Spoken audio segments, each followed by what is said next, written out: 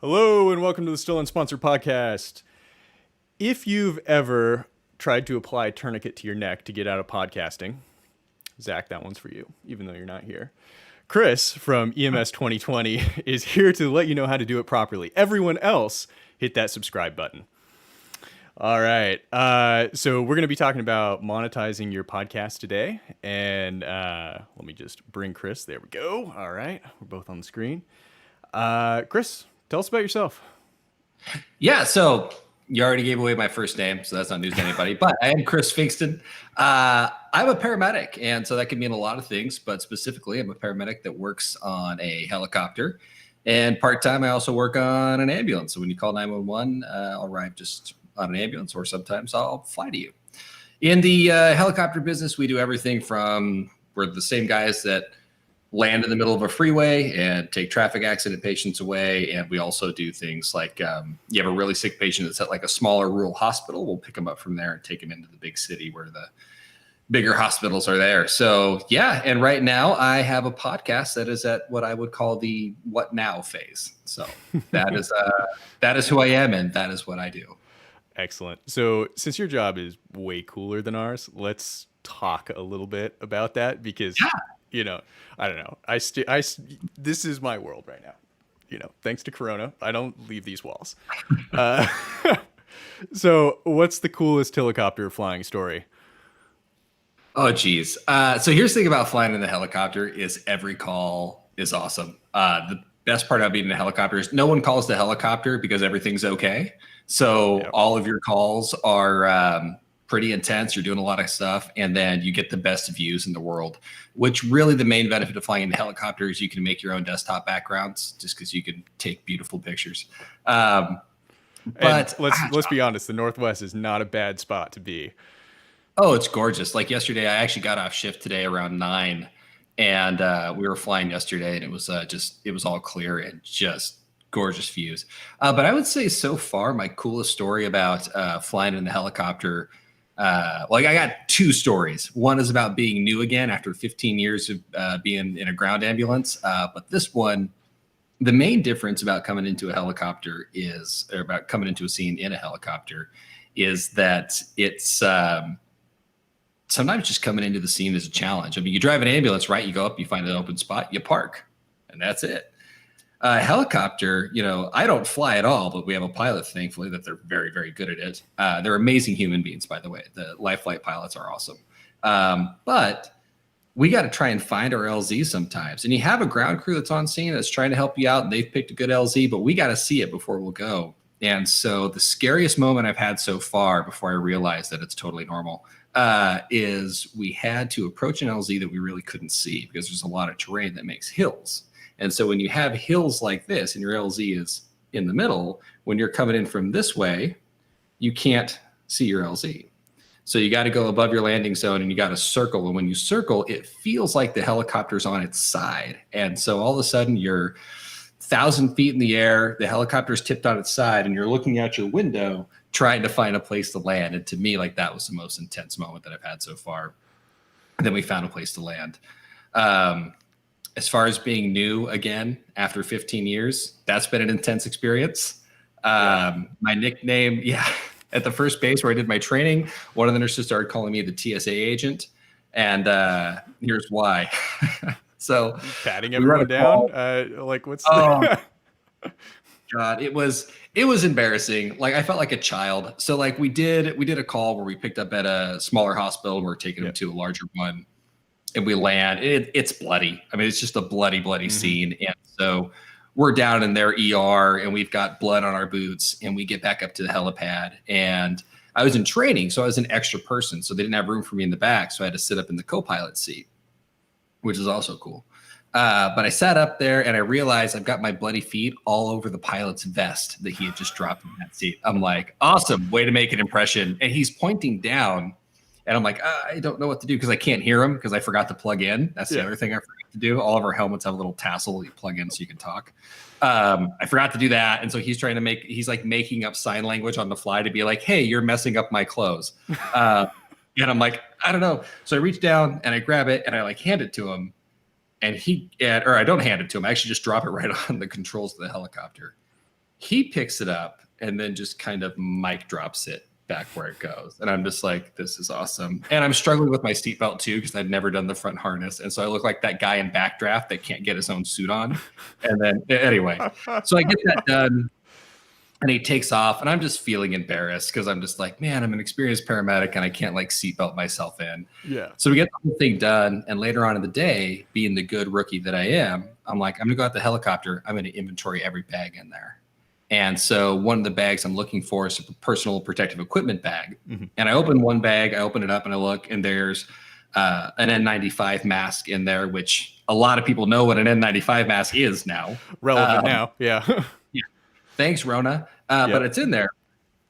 And I grab it and I'm like, okay, this must be the PPE bag. So I grab it, I go back inside, and I'm sitting down to one of the computers that has the full inventory list on it. And right around that time, everybody, pilot, nurse, nurses that aren't even on duty, everybody's walking in just to kind of BS in the crew room where I am. And I'm going through this bag and I'm pulling stuff out and I pull out like a jacket, an energy drink. And I'm like, why is this stuff in the PPE bag? And all of a sudden the pilot, the same pilot whose vest I just mashed with my feet, was like, what are you doing with my bag? That's exactly it. Yeah.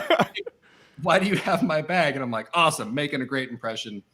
And so, yeah, so they start calling me the TSA agent because apparently I go through people's bags. Yeah, so it's all downhill from here. We're going to be talking about boring marketing stuff. Yeah. Exactly. I think I had one more EMT question for you. Aside from the typo that you pointed out in the show notes, we'll skip that one. Which was, this has actually been a joke between Zach and I. Like, we'll film, workouts or heavy lifts or something like that, because when the EMTs show up, they'll want to see what happened. So have you ever had that happen where you show up to a scene and someone's like, this is what happened? Like they have a video of it? Yeah. Yes, I have. And for the record, yes, it's helpful. Because you can have, so here's the problem. So the one that I'm thinking of is we had a kid who just, he was on a Razor scooter, so maybe he deserved to get it. I don't know. I'm just kidding. But he was going across a crosswalk. He got keistered by a car. And at first, the kid's just sitting on the sidewalk. He's like, I'm fine. Like, leave me alone. He's got a little abrasion right here, but it's not that big of a deal. We're kind of like, all right, well, let's call your parents, kind of figure out what we want to do with you. Because we get called to a lot of scenes where nothing's necessarily wrong. Someone's just like, well, I don't know what to do, so 911. And then someone comes up and it's like, hey, man, I got this on video. And they showed us the video. And this kid, like, he went over the car and did one of these numbers and then landed on his head. And I'm like, hey, man, do you remember this? And he's like, oh, is that me? And it's like, yeah, it is. And the fact that you don't know that that's you means we should really go to the hospital. Get in the truck. Yeah, exactly. Like, we're going now. So, yeah, I mean, it totally has happened and it is absolutely useful. So I don't know what kind of workouts you're doing, man, but it sounds like you should keep filming them. Yeah, no, it's usually more like we talk Zach into lifting something heavy and then just stand there and see how it plays out. And he's not like, is he lifting weights or is he just walking by? Like lifting weights, Okay. Yeah. That's, and come on, he'll be in in Iraq or something. So it's, contained danger, but Gotcha. Guy stuff. In all fairness, you just said something heavy. So for all I know, he's like walking by a fast food joint, finding the biggest person he can and squatting them. So that's, well, I'll record that next time it happens because that'll definitely be good watching. As we get started, why don't you describe your podcast?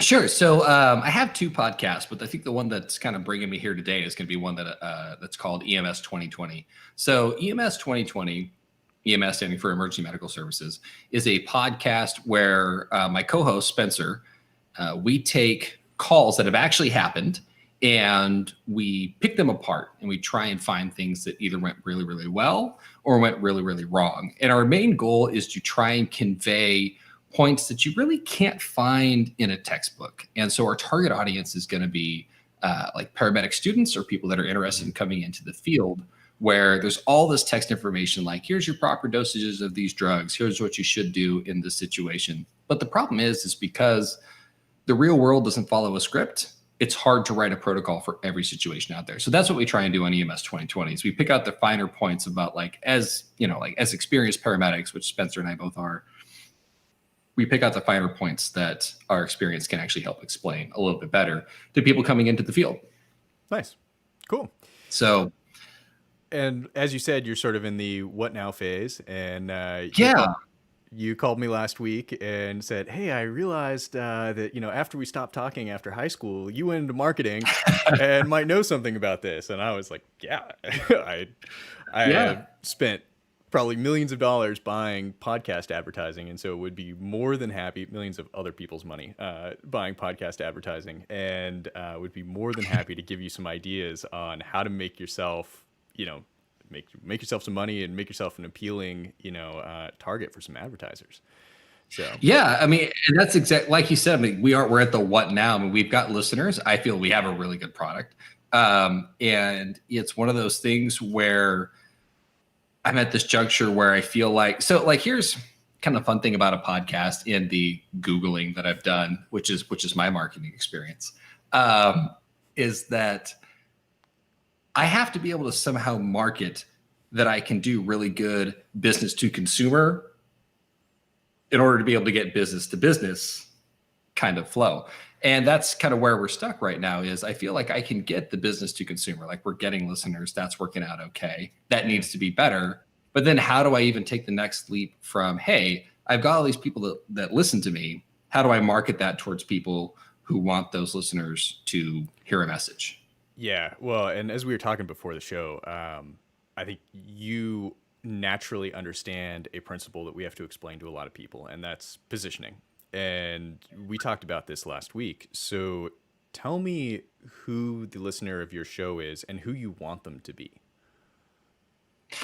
Wow. So the listener of our show right now seems to be everybody from paramedic students to paramedics who are just kind of starting out in the field. We even have some more seasoned paramedics that listen, and that is our target audience. So right now, I feel like our targeting is on point. The feedback we get seems to be from people who are in that position that we set out to appeal to. So I think we're nailing it there. Nice. And that's going to be relevant when we get down the road. Because it kind of has a big impact on how much you charge for what sort of thing. So I've divided this into like kind of 4 sections, and it's guidelines, ways to kind of directly make money, ways to indirectly make money, and then sort of an abstract way of making money off this thing, which is sort of like invisible to everyone else, what you're doing. So whenever you're listening to something and you're like, I don't understand what he's doing here. Like, is he doing this for fun? That's this method. So anyway, guidelines. So I think one of the things that is first and foremost that you always have to consider is you got to be authentic to your audience. So everyone knows when you're selling something that you don't believe in. And so if you listen to it, it's almost like a chronic failing of the medium successful podcasts. It's like they're not the big guys, they're sort of the middle range, and they're part of a network of podcasts where the network shows up and says, hey, that company that Chris represents just bought this ad, go read it. And they're like, I don't know who these guys are or why I want to be selling this thing, but it says that I love it, so I guess I'll read it. And your audience sees right through that. So you just don't do it. Right. So yeah, that's like guideline the first, be authentic. Well, and I think for us too, like, and one of the things that I will say, like you and I talked about this, is that it's really free for everyone right now to listen to it. Mm-hmm. It's not free for me to produce. Like, I've got web fees, I've got to buy equipment, like that stuff gets expensive. But to be dead honest, like I got a text today from someone who I know personally as well, and they just started listening to the podcast, and they came up and they said, hey man, like I heard this concept on your show and it was awesome. Like it really appealed to me as something I don't want to fall into this rut. And our listeners is really why we got into this. So it's one of those things where I feel like if I am going to advertise, if I am going to, sell ad space on my show, it does need to be something that's going to support the people that have supported me for so long. And so that is something that's important to me kind of at like a core level, is that we started this podcast so people can learn and people can grow as EMTs and paramedics. And I want to make sure that we're partnered up with the right sponsors to make sure we maintain. That's another point that wasn't really in my notes, which was people are accepting of advertising, especially when, like one of the cool things about podcasting, and the reason that I like it as a marketer, it's the same reason that influencer marketing works, is because people have that relationship with the host, right? So they listen to the host, they believe what the host says, they feel like they're friends with the host. Like everyone that listens to Joe Rogan probably thinks they're friends with Joe Rogan. I do. So, you don't,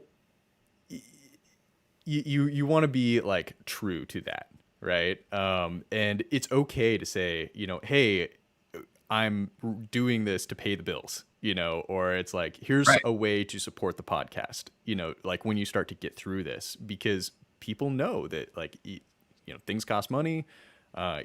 You're not doing it out of the kindness of your heart, or even if you are, it'd be nice if you made some money.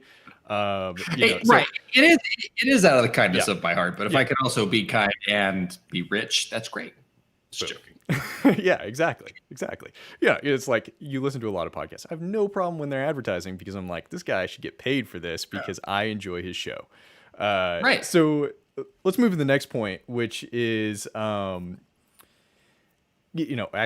here we go. I just covered it. So, you reinforce that trust with your audience. Oh yeah. We like podcast advertising because of the relationship that the audience has with the host. So there we go. And then we already covered the be honest thing as well. Or the it's okay to ask for money, or it's not. And it's, you're not asking money from the audience directly, and it's like usually like there's an exchange of goods and services if you are. So it's okay. It's okay. All right. So let's move into ideas for directly monetizing your podcast. So these are, I do X on air, I get paid Y. And before we do that, let's just take, oh yeah, you noticed already. Spencer, your co-host, is hanging out in the chat. We've never done this before. Let's pop over here in the, there we go. It's loading. Chat messages. I don't think our chat on screen is working. So that's sad. That's right. I can still see, I can respond to Spencer. He just said hi, and I just said I'm mostly sad that my mom isn't listening yet. Yeah. Well, we got 4 people on Facebook, so there's still opportunity. Sweet. Yeah. All right. Okay. So first, direct. So program stops, and there's a direct call to action, right? So that's everyone's heard that. That's like basic advertising. That could be, like a network cuts in an ad, or you cut in an ad after in post, or you stop and you read. But it's basically that. Like, and that's kind of like when people think about like, I want to sponsor, that's kind of what they're thinking. Okay. But it might also be like maybe the most unimaginative thing you can do. So, big ideas would be like selling ad reads, right? And you and I talked about, and this is why I asked you about your audience. Who are they, and how many of them are there, and all that kind of stuff. So if you have a general appeal podcast, you could have millions of listeners, but your CPM, which is cost per 1,000, would be potentially quite low, because big consumer brands are going to come in and they want like real big reach. And so, you're going to need millions of listeners to kind of make some level of money. If you have a hyper niche audience, which is actually more like what you're developing, right, you can charge a lot more on a CPM basis. And so, yeah. And so then what you get, but your advertising pool is also a lot narrower. So it's probably going to be companies that that you interact with, like you kind of go through your EMS kit, and it's probably the brand names that are in there are the people that would want to advertise on your show. And surprisingly, sometimes those small shows that like just really precisely hit the audience will end up charging the same amount for a spot as like a big consumer show, just because it's like so hyper targeted. The advertiser knows that they're hitting exactly the right person. So there's that. So for me, I guess like what kind of things as a podcaster up and coming, what kind of things is going to, like, for example, one of the main manufacturers of practice mannequins for EMS is a company called Leardoll. Yeah. And what kind of things would Leardoll want to see from me that would say, hey, like, you should advertise with me? Like, what am I like? Because you and I talked about, like, there's number of listeners, and that's great, but you got to somehow prove that these listeners are engaged and that they're actually going to be influenced by me. Definitely. So there's a couple of ways to do that, and we're getting like deep down in the weeds when we start to talk about this. But like your Facebook page might be part of that. So basically, what you're going to say is you're going to say like, I have an audience that's this size, and consistently my episodes are downloaded by like a growing number of people. Meaning like I'm not losing anyone. They're continuing to grow. And then if you could point to a community like your Facebook page where it's like known people that are interacting, that sort of like furthers that point that it's like, hey, this is a like tight knit group of people, or sometimes they just need to try it, and when we get down into things like collecting email lists and stuff like that, like open rates of email lists or like click-through rates and stuff like that can be used to kind of prove that point that that it is what it is. But a lot of times, if you're working with a savvy buyer, you either work with a savvy buyer who buys a lot of advertising and can kind of like identify what you are and is going to go try it, or you'll work with someone in the industry that knows you, right? And so they are like, oh yeah, I listened to your episode on the lifelike mannequins, and I know you because I've bumped into you out in the world. And I believe you when you say that you have an audience of this size, right? So it's sort of like personal credibility versus statistics a little bit. So, yeah. Okay. So big thing. So that's kind of a ratio then. It's kind of a listeners to engaged listeners sort of ratio that you want to be able to advertise out there. Because we do have that problem. Like, because right now I would say a problem based off what you just said. Like we do have a little bit of a problem in the sense that our listener numbers are going up. Like each episode seems to be eclipsing the last one, which is great news to listeners. But our social media engagement is pretty low at the moment for EMS 2020. So I kind of think that selling advertising, this is where I kind of switch hats, right? Because I love buying it. As a marketing professional, I love buying podcast advertising. But as just on the podcasting side, I think there's so many other opportunities available to you that can be ideally like, when you blow up and you're rich and famous with your EMS podcast, that can be a small component of this. So we're going to go a couple down. And then let me just make a note here to remind myself, because that one's gonna be important here in a second. So next would be affiliate links. So this is similar, and in my business, we a lot of times try and talk podcasters into this, especially if they have smaller audiences or we're not sure, right? And that'll be like an affiliate program. And so instead of you just getting a check for doing the read, what you get back is a commission on sales.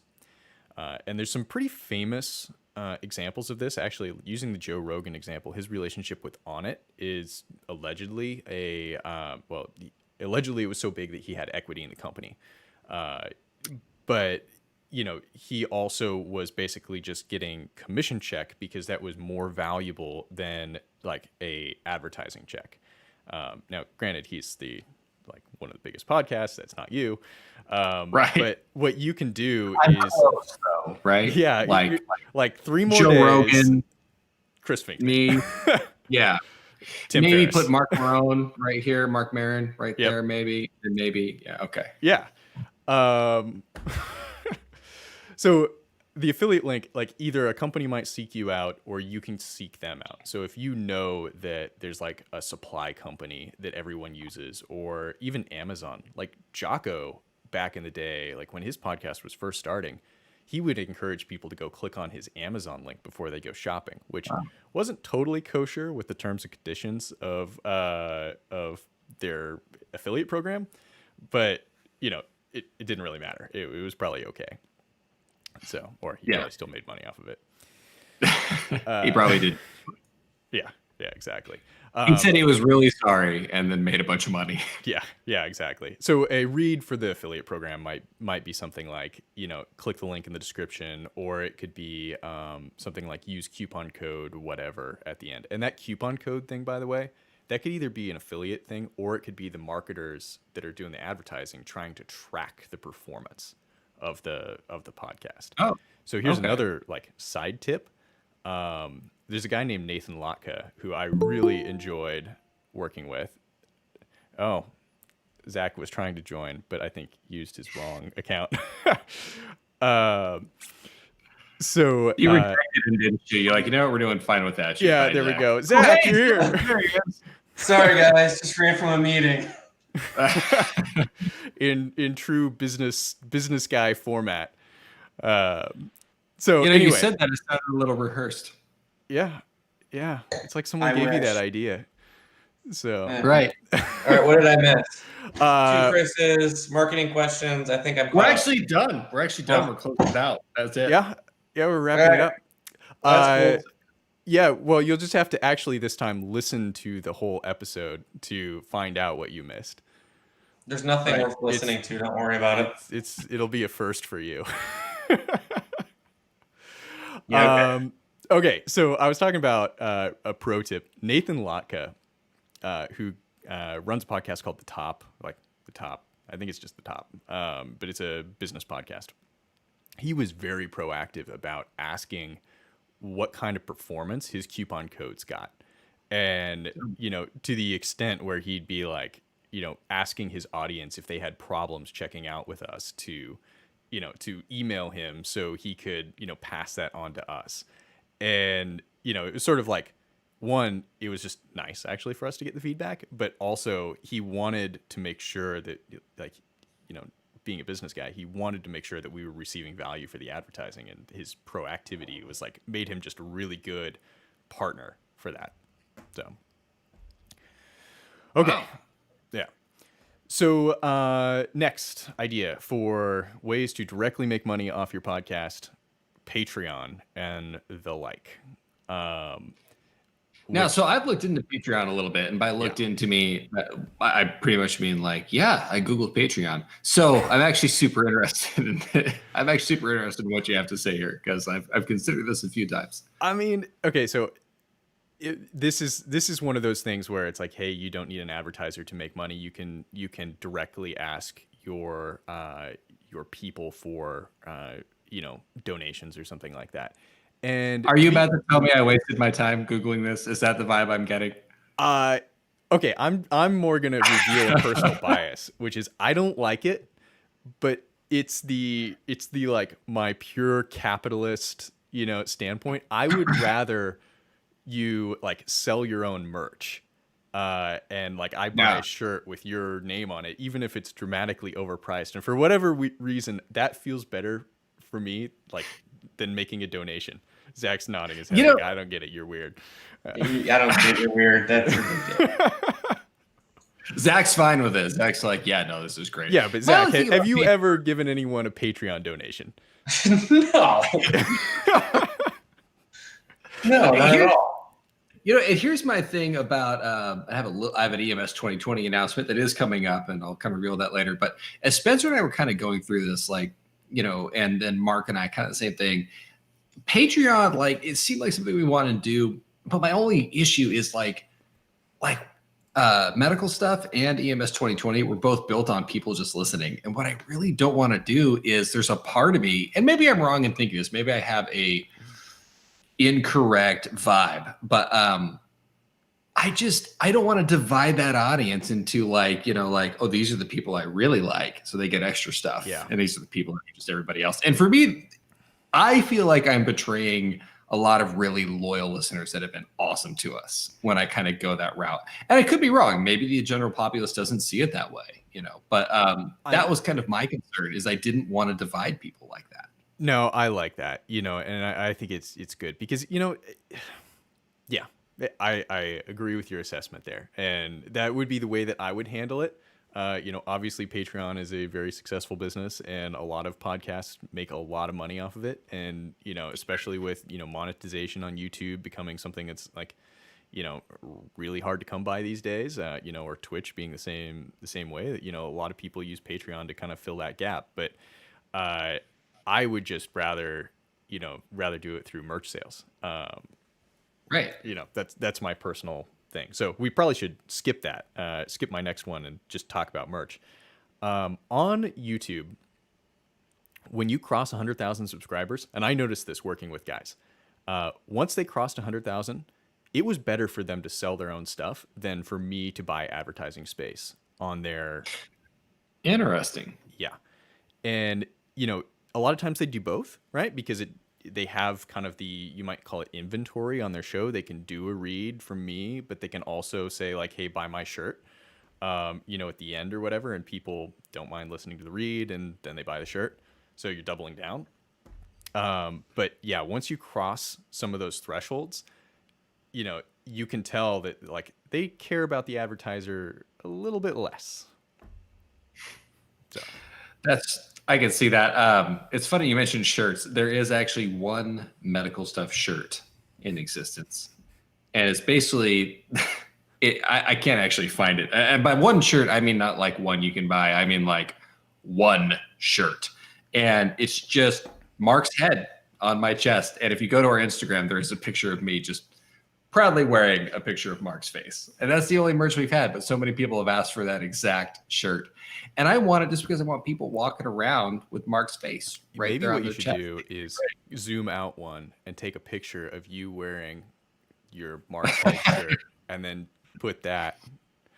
So yeah, sort of like an Inception, like there's a layer within a layer of, okay, perfect. Yeah, that sounds great. Exactly. Zach and I were on the receiving end of a work practical joke where we showed up to work one day and everyone had shirts on that had both of our faces on the shirt from a photo that I had taken and posted on Instagram.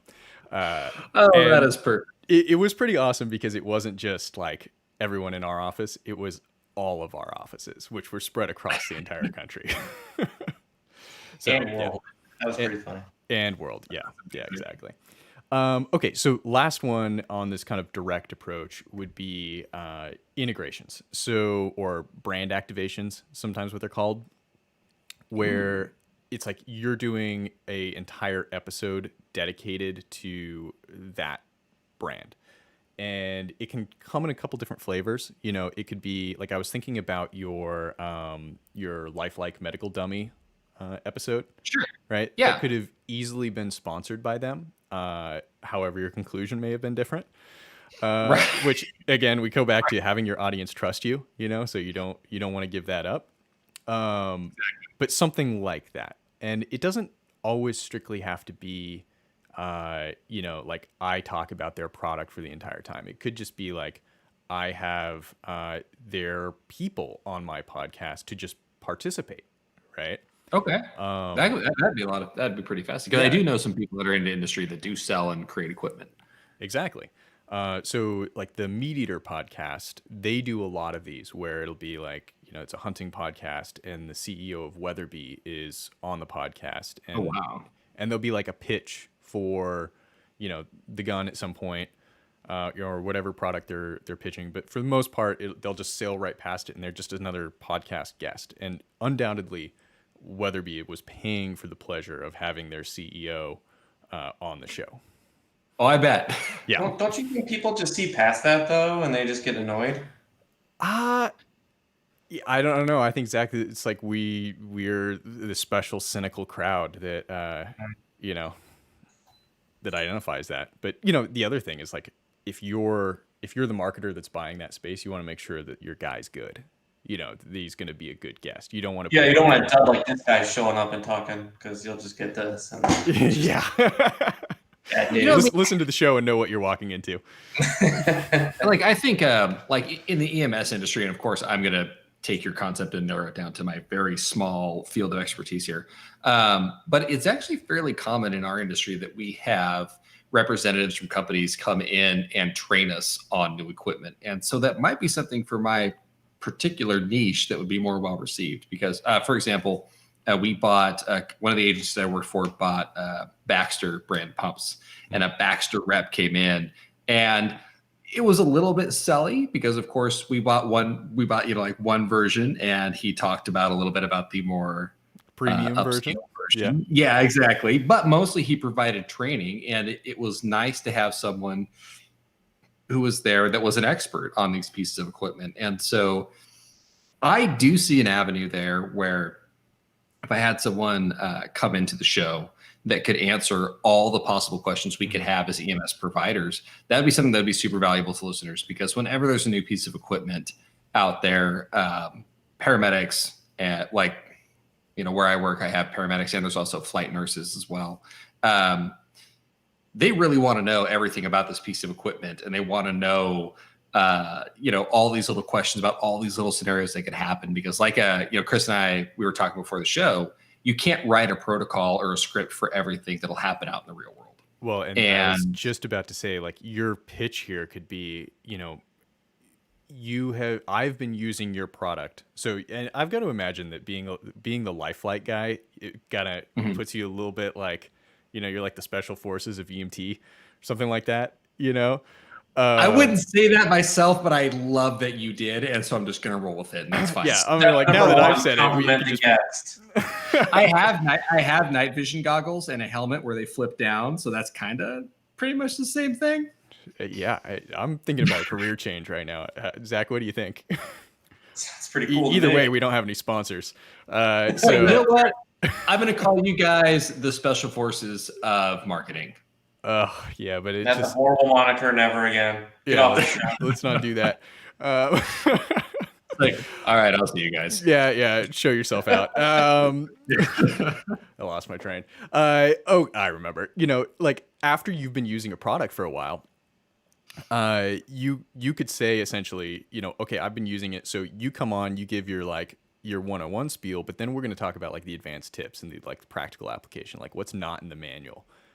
Like, how do I use this thing when the person's like really extra deformed, and needs the help. Yeah. Extra deformed. That's a good method. Yeah. It has some structural oddities. So I like that. Yeah. Okay. So transitioning, I think we basically covered like kind of all the direct, or a lot of big ideas for the direct. So the next ones would be like indirect approaches. So this is basically where you want to use your podcast as a gateway to something else.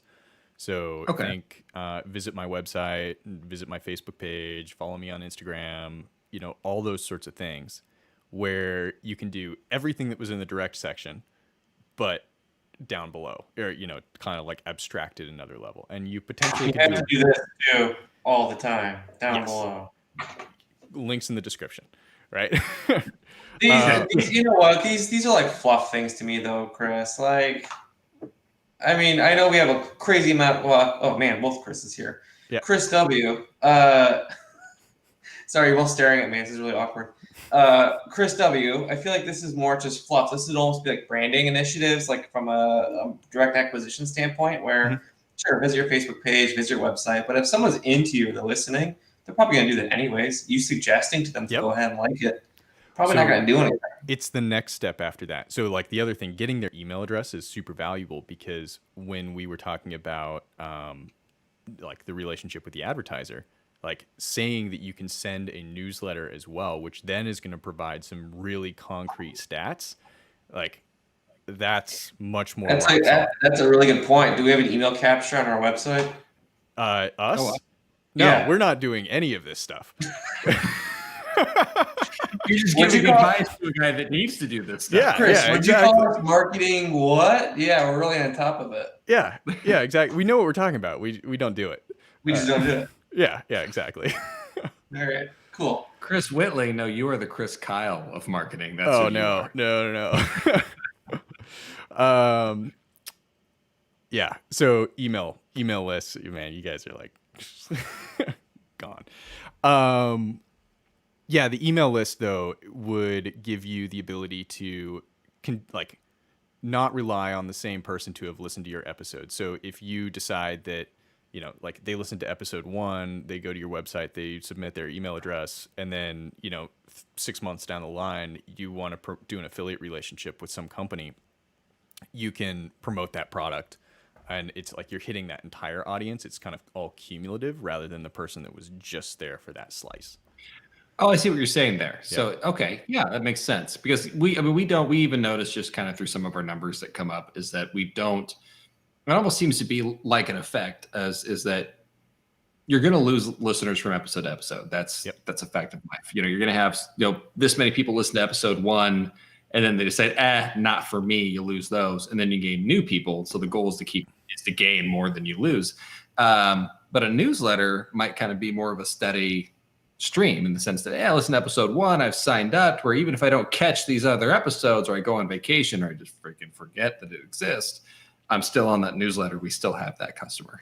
Yep. And then you get to promote the affiliate links and everything else and your really cool t-shirt, etc. So even if they're not a listener, you can still email them your lovely t-shirt with someone's face on it. Well, I mean, gotcha. And you can email them links to your current podcast or with the Cliff Notes version or, whatever else. So you kind of keep them engaged in the community, even though they're not kind of an active listener. So there cool. you go. Oh, Zach went on screen mute, so something must be happening. There's some action happening behind me. Sorry. Oh, all right. Okay, so the final section was the abstract section, where it's like when you're listening to a podcast and you're like, why is this person doing this podcast? Similar to like us, Zach wonders this every time, like, why are we doing this? I have no So, basically it's like the podcast's a front for something else. The podcast, the website, like whatever else, it's a front for something else. And so that could be, selling, training, consulting, career advancement, trying to establish yourself as a thought leader or, whatever it is. A guru. Yeah, exactly. A ninja, perhaps. Any of those things. So that's where, maybe you do the podcast and the podcast itself has no intention of being monetized because you're basically looking for that payday that's going to happen, sometime in the future. Okay. That makes a lot of sense. Instead of guru, though, I'm going to stick with the special forces thing, by the way. Okay. You've just inflated my head. That's what I'm doing. Great. Yeah, I'm a paramedic sniper. I don't know. Yeah. What do you shoot out there? Like IV fluid or something? Yeah, just IVs from a really long distance away, like from the helicopter as we're circling, just trying to launch them out the window. Like drop them. We don't even got to land anymore. You just stick the IV in them and yank them up by the IV line. It's like Spider-Man or something. Yeah. That's the end of my list. I don't know. Questions, Zach? Now that you're late, anything you want to cover? No, I'm guessing you got it all, so I can go eat dinner now. The only thing that I would bring up kind of from an earlier conversation, and honestly, and I apologize, I can't remember if we talked about this when the live stream started. I don't think we did, but it was some of the avenues that have been left less fruitful for me. I kind of want to talk about with you guys. Maybe I was doing it wrong. But one of the things that I started out only because it was easy to just like click and then it happened was shelling out money to like Facebook and Instagram to like boost posts. Okay. And and what I saw was a lot of numbers about, hey, like you reached thousands of people and be like, great, how many people listened? Because for me, like my product that I'm trying to sell to another business is how many people listen and engage. But it wasn't translating into more listens. We were getting a lot of people who would just click like on our Facebook page, and I wouldn't see an increase in listens on our podcast, which is what I want. And that was where, so I'm kind of at this point, like, do I keep spending money in this avenue? Am I doing it wrong? No, stop. Just stop. Pump the brakes. Land. Yeah, pump the brakes. So the reason for that, I mean, a lot of the, to keep with it, a lot of the, you look at the platforms. So a lot of them are all now, are all like machine learning, right? So if you're targeting page likes, guess what they're going to do? They're going to find users that really like page likes. So the action doesn't necessarily then go into what you actually want, which is someone actually downloading your podcast or listening, et cetera. A lot of those things too are what I would consider what I call vanity metrics. So they're not really driving what you actually want, right? So you can get post engagement, you can get people to check out your page, maybe check out your website.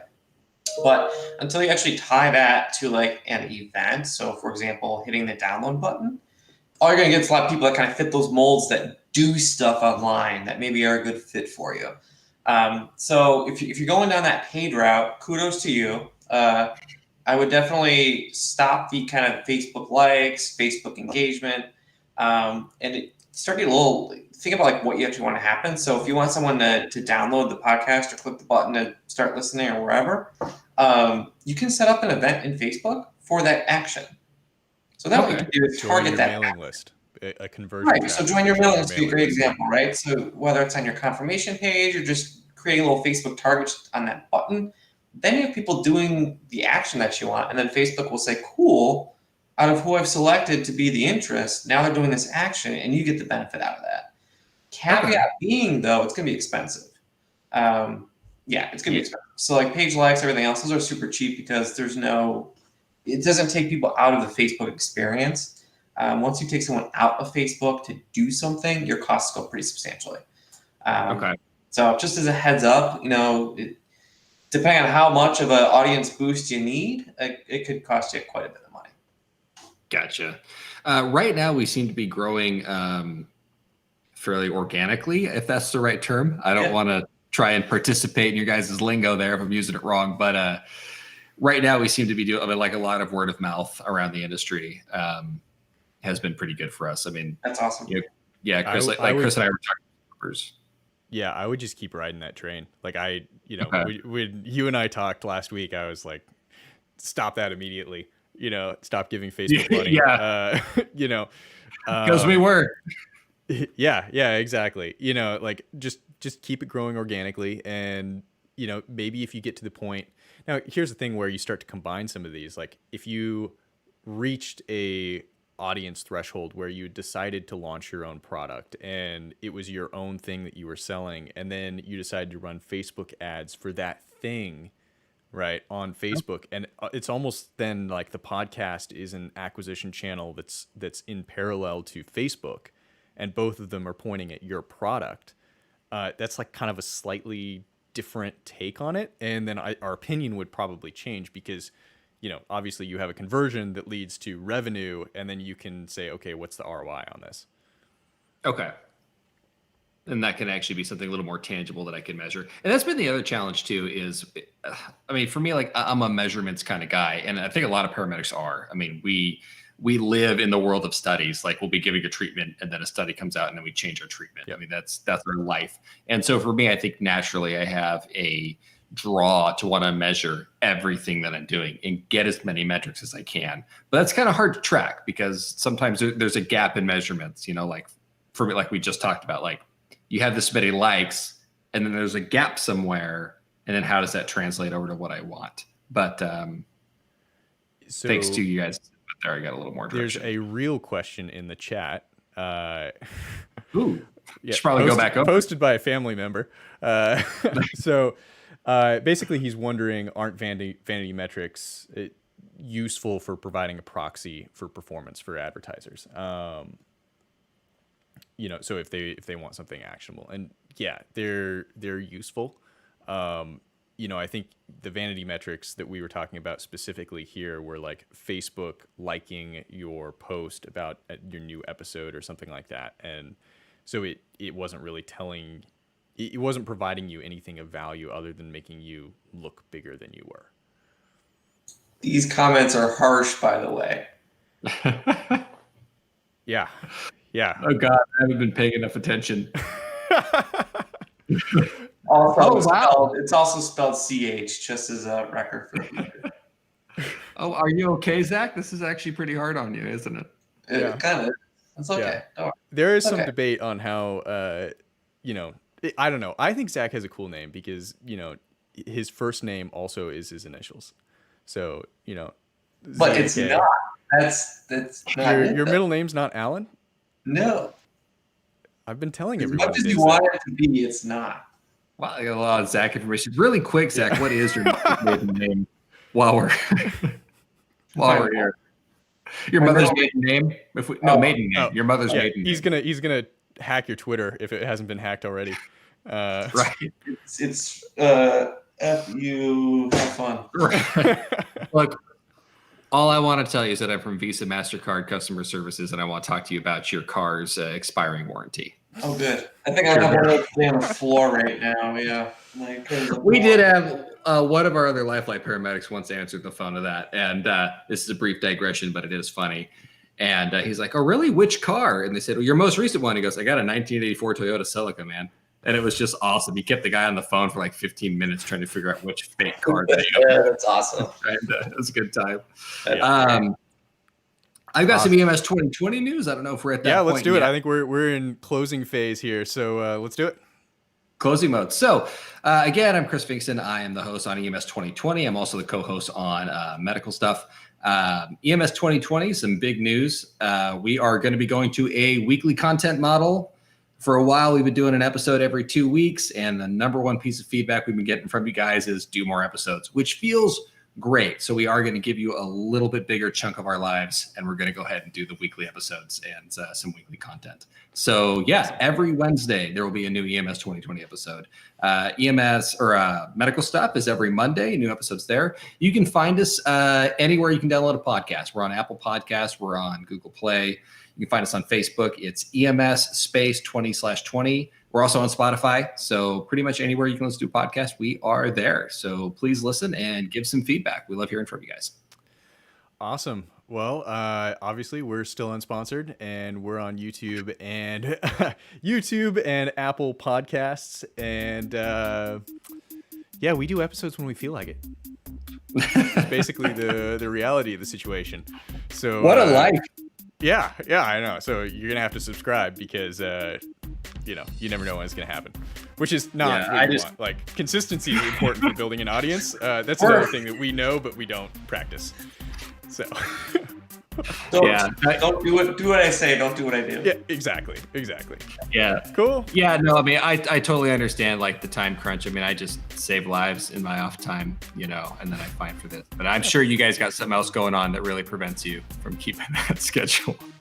Cool. Thanks. All right, guys. Well, you guys hang on the hangout, and I'm going to fade out the live stream. So All right. I can leave. You have to